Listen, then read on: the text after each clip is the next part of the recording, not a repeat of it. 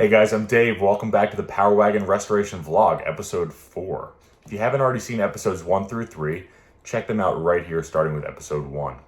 Episode 4 takes you through the 7th and 8th months of the restoration of my 1958 Dodge Power Wagon, which occurred during the months of September and October 2020. Stick around. You're watching Parts and Restoration. Ladies and gentlemen, welcome back to the shop. Happy Wednesday from Parts and Restoration. I'm working on the engine today, getting final paint done so that I can get this thing filled with oil and coolant, and I can start testing on the thing.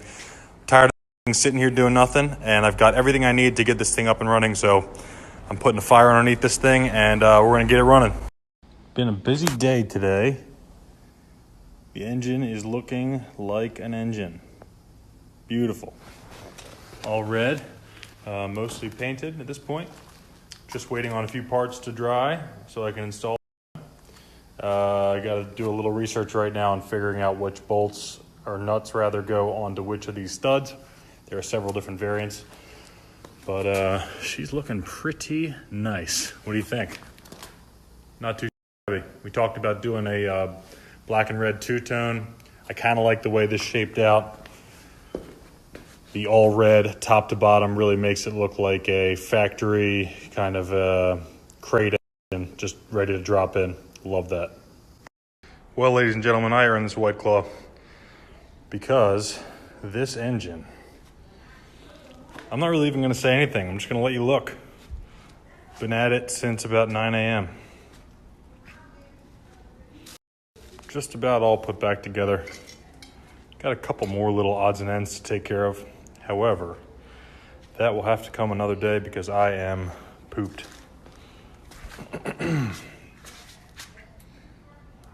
Bolts on.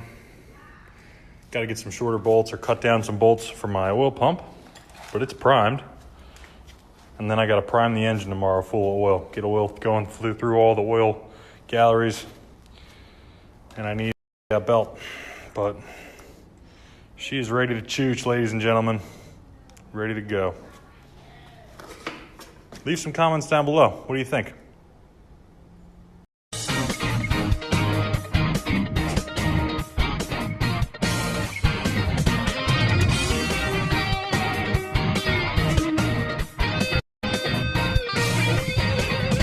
Life is like a road that you travel along, but there's one day here and the next day gone. Sometimes you bend, sometimes you stand, sometimes you turn to the wind. There's a road outside every dark and Well, it's been a pretty busy day down here at the shop, although I don't have a lot to show. I spent a couple hours today welding this threaded end, come on, focus, onto the shifter. Now, the shifter had some kind of damage on it, and the knob was busted off. What I did was I cut right about here on a other shifter that I had, and did everything you're supposed to do. I cut the V-groove in there, and I just welded it right on. And it looks like it grew there now, and I'm pretty happy with how it turned out. So now I can put my shift knob on top, and that should be good to go.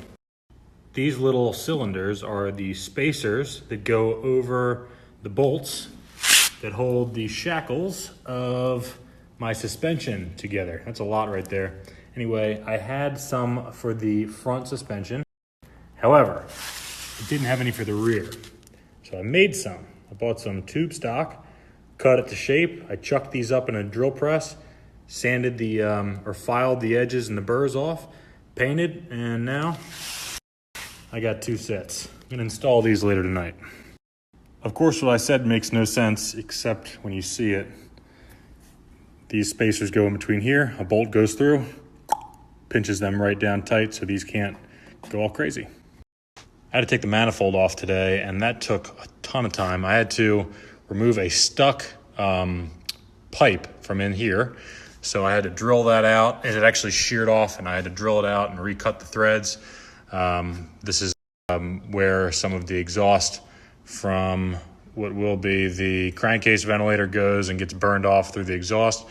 I also had to rebuild the flapper that lives inside of here and this whole assembly.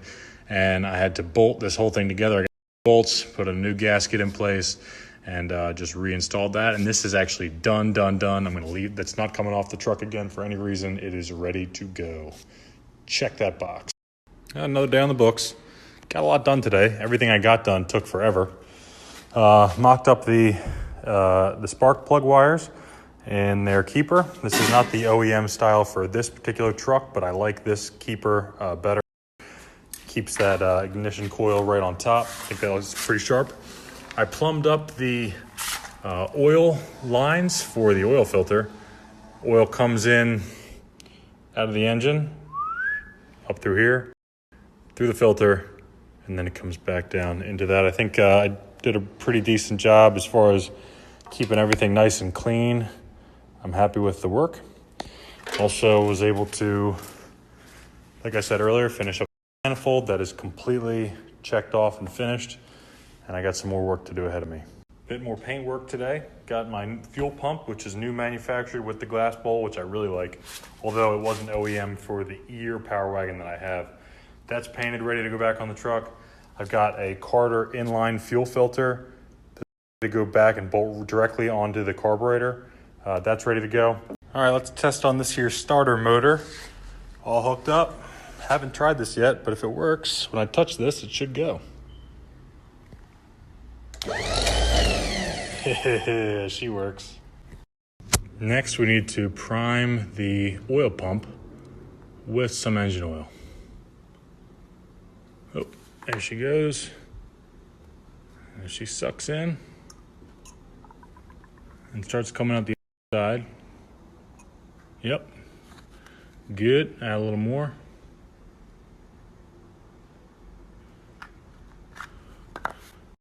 New gasket. Sealant, going on the truck. Took a little bit of doing, but now it's on.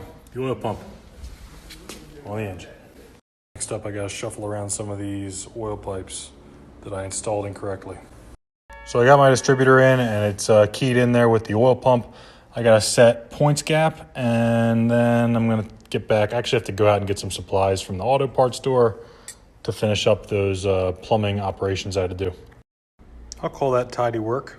Happy with it. All wired up. 153624. That's the firing order, by the way. Not too bad. Kind of happy how that turned out. And then there's this oil pressure gauge for the old testing. What is going on now? Oh my God, we're putting oil in it. This is becoming real. Oh, you know it's business time, baby.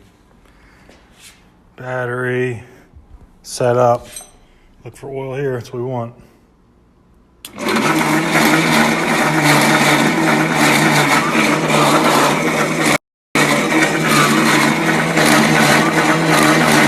Yeah! That's a beautiful thing.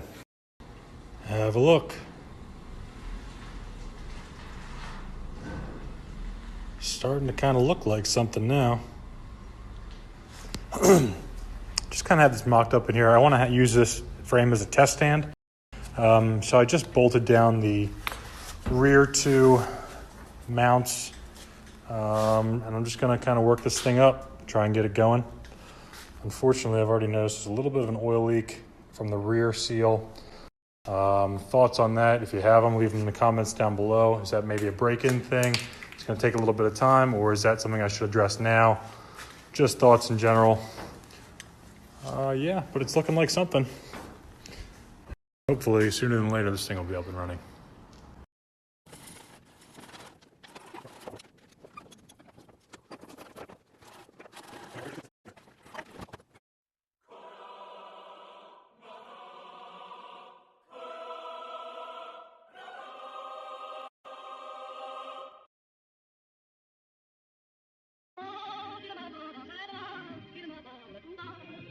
Instead of working on that engine, I'm climbing up the learning curve with sheet metal welding, and it is not easy at all. I'm getting it. I've been screwing my settings, getting everything kind of dialed in to the point where I'm comfortable and I'm making good welds and I'm not blowing out like I was when I first started.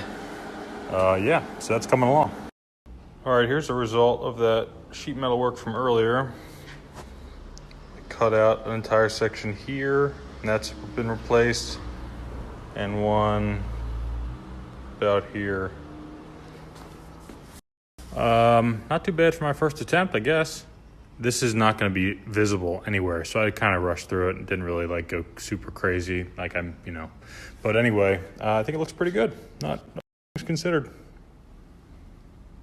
I did a slight modification to allow clearance for a standard fitting to get on there, which I was going to have to do anyway. I don't think I had enough room to even fit a banjo into this space, like a low profile one, and the nut as well, the banjo fitting. So I removed a bit of material on the casting. I still have a ton of meat holding this on. I don't think it's going to cause any major issues. A little bit concerned about this side being a little bit tight. I did a little bit of filing to make room there. You can see there is clearance between that fitting. It's a little tight in through here, but I believe it's going to work. And if I ever need to emergency put a new brake cylinder on there, a standard off-the-rack one will fit now. All right, finally done for the night. Pardon the mess. Couple updates. Got these lower inner fenders reinstalled. Both of these needed weld repairs. I think I showed you this in the last story. There's a weld repair here where I had to cut out a big patch of rust. Another one a little bit deeper in there that you really can't see at all. And then a much more minor one right on here on this one, but they both got repainted, cleaned up, tossed back in. I just finished putting in the wheel cylinders, the wheel brake cylinders on all four wheels. So that's nice. Been waiting to get that done. Installed the rubber hose connections between the steel brake system and the front wheels on both sides tonight. So that's done.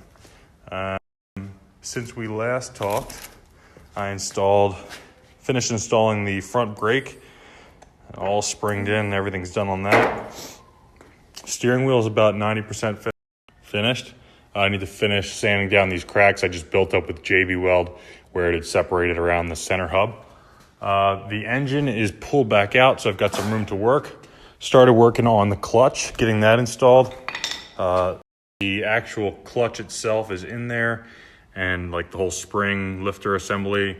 The throwout bearing is in and sprung in.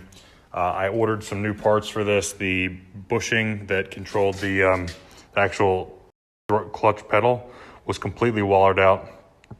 So I ordered a new shaft, new bushings, and new bushings that go on either side of it. So that'll be nice and tight, and that'll be good. What else? I finished plumbing in this rear axle, and everything follows along nicely. I'm pleased with the way it turned out. And yeah, it just looks decent. There are a couple bends that aren't perfect. Again, you know, first timer, not a mechanic, so I'm okay with it. But I think aesthetically it looks nice. I know the bends are straight. There aren't any major like hard curves that are gonna be a strain on the system. I think I showed you guys that I plumbed in this new front to back line that I think turned out pretty nice. Maybe soften that one up a little bit. Gets hooked in underneath. And then a nice smooth curve up to the top. Here's my connection. There's the brake sensor. I guess it's called like the brake sensor switch that will be hooked up at some point. Here's where it connects into my master cylinder. The brake pedal itself is all sprung in. I need to add fluid to that and cap this right here. And then this line follows around to the front. This hose will be replaced. I have a new one on order. And that brake line follows around under the axle where it hooks into a hose. And then same deal on this side. Follows along into a hose and into the wheel cylinder. So I think overall this turned out pretty good. Got to now go ahead and sandblast the rest of the brake shoes. I'm going to have those re-lined. And when those are done, I'm going to fill the system and get it set up. Yep. Thanks for watching. Okay, just finished refurbishing all of these bolts. These are eccentric bolts that hold the brake shoes onto the truck. They were all nasty, gross, and crusty, and I sandblasted all of their components individually, so they're nice and clean. Had a couple extras left over that I may try and sell on eBay. They're kind of like the rejects. I don't want to say rejects, but they're a little more pitted than the other ones. These have a little bit nicer, like like surface finishes. Anyway, I pulled out all the old felt washers in there, cleaned those up. They're definitely reusable and in good shape. Nice and soft, not brittle. Okay, here we go. This is the 30-gallon tank off of a Dodge World War II military vehicle. And as you can see, I've exposed each one of these sort of cells that are divided by a baffle. And I've gotten these relatively clean. This was all gummed up. They all kind of looked like this.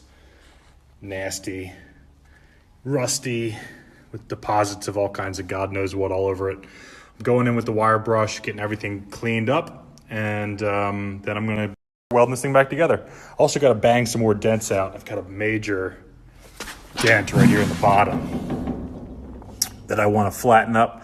Unfortunately, it's located directly below the fill or the feed line there. So that's going to be a little tricky to figure out a way to get that one. We'll see. All right, clean enough for government work. I got most of the nasty, really nasty stuff out of there. It's kind of just got a little bit of a scale left in there, and I don't really care that much. The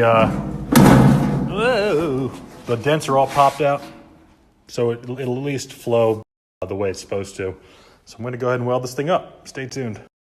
All right, here's one of the insides of one of the panels that I removed. And we could go in here with a wire brush and get all that off. Not bad. Or we can hit the easy button. This is the easy button.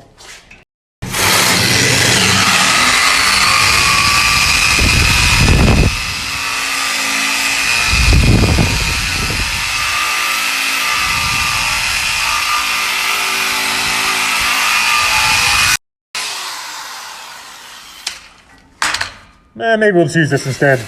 I'd rather be here all day. Okay, we're getting somewhere. Finally got my settings dialed in, sorta. I really don't know what I'm doing with this shit, but I know that eventually all these holes are gonna be filled up and I should be good to go. Here we are, running real low amperage, kind of a higher feed.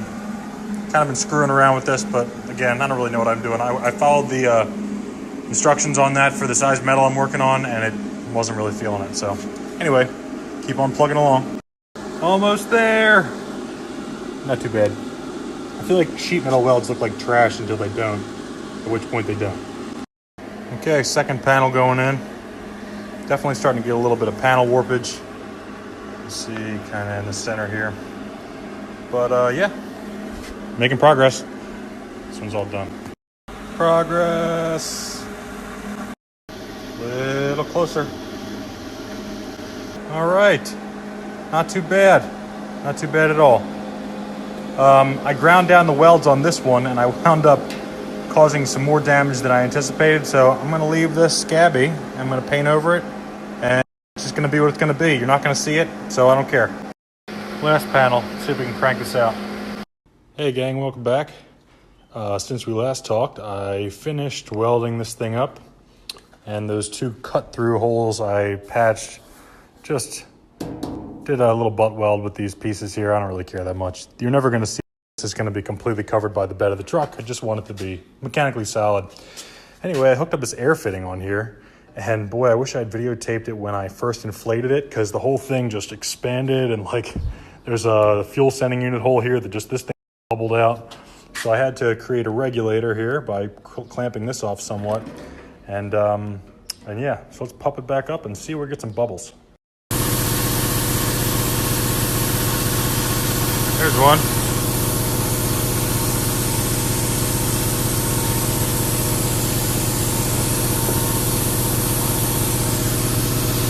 All right, we'll mark one. Oh, got one here too. All right, after my first round of testing, I found a bunch of pinholes in the welds, which I marked with a scribe, so you can sort of see if I get the light right. Anyway, you can see where the welds are, where I fixed those spots. And I'll hook it up and see how it goes here. All right, Instagram official, this panel is leak-proof. Next, I'm actually questioning the bubbleliciousness of my bubble solution, because apparently my first round of repairs on this one, I got all the pinholes. Shocking. On to the last one. This may be the only thing uglier in this shop than me, but it is 100% leak-free. I actually welded this thing up while it was under pressure, would squirt a little, and then see where the bubbles were. clean it off real quick, zap it, and then spray again. Like, I just kept on working it until it's done, and there are no air bubbles coming out of this thing anywhere. Super stoked on that. Since this is all done, trying to find other things to work on. My brake shoes are going to get refurbished. They've been metallurgically or appearancely refurbished, and now they're going to be relined. I'm going to take them to a relining outfit near Trenton, New Jersey, that is going to do those brake shoes, and this is the handbrake that actually grabs onto the transfer case. And I'm also working on these drums. I've got like 8 drums, or maybe 6. But anyway, I'm getting them repainted up, cleaned, degreased, and then painted, just like this. That's what's going on. Gonna be here late tonight. Tank's ready to go back in. Took some time to line all of these steel straps with a rubber, like a thin rubber strip that I used contact cement to install. So it'll have a nice squishy fit. Well, there it is, boys and girls. Tank is in, welded up solid. Really happy with my choice to go with the rubber strips in here. Gives it a nice, strong, tight grip, and I don't have any metal on metal anywhere. Used some spacers to kind of level this thing out. It was sitting a little bit proud on the fill side, on the fill line side, which could cause problems if I was really low on fuel and it was sitting a little bit tipped like this. All the fuel's going to run that way in the very bottom. I mean, it's definitely extra, but now I've got a dead level. Pretty happy with that, if not just a touch tipping down toward the fuel tube. And yeah, so this is buttoned up.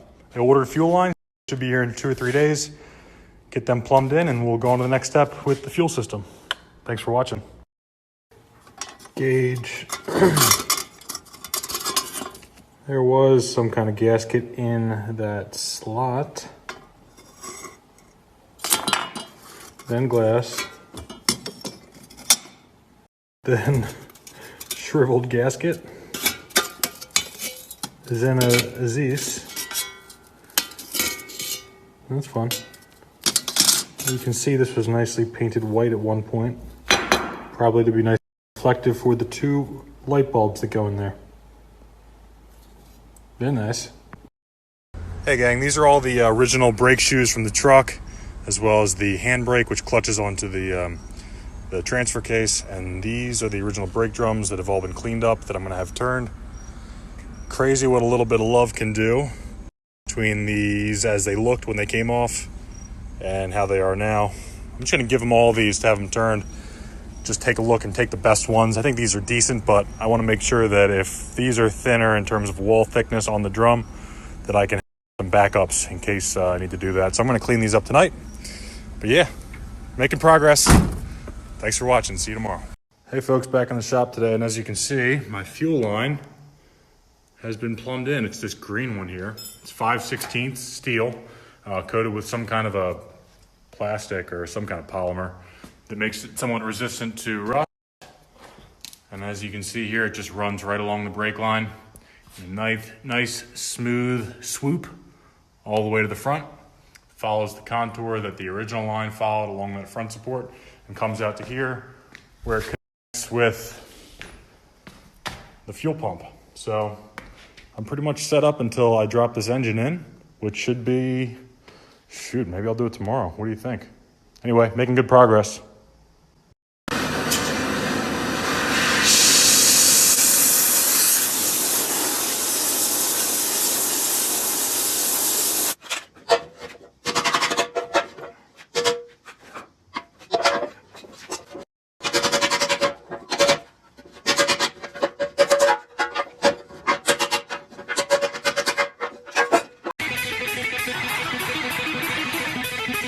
So I just got all my brake shoes back.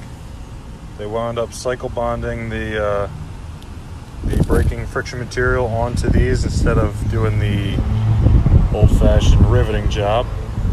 And they look great. I think they did a great job from what I can tell. The quality of workmanship is excellent. They did all the chamfering on the end as is indicated. And here's my brake band for my handbrake that got riveted into place. Also, just real high quality work. Everything was excellent. Really, really happy over here at Industrial Brake and Clutch Exchange in Morganville, New Jersey. They also do powder coating. This place is sort of one-stop shop. If you like that video, take some time to check out my other ones. I have no idea what I'm doing, but I usually figure it out. Thanks for watching.